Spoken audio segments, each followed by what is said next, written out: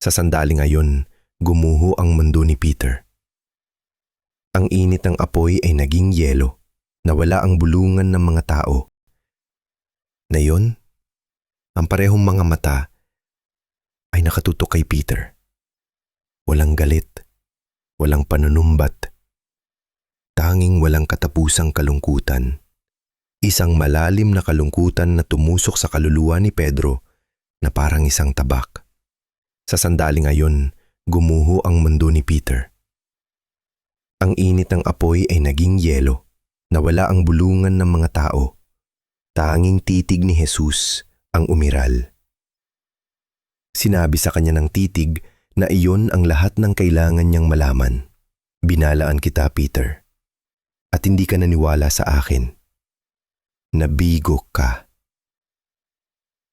Walang pait sa loob nito.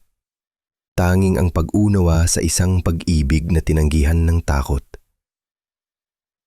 Nagpatuloy ang pagtilaok ng tandang at ang tunog ay isang eko ng kanyang kahihiyan.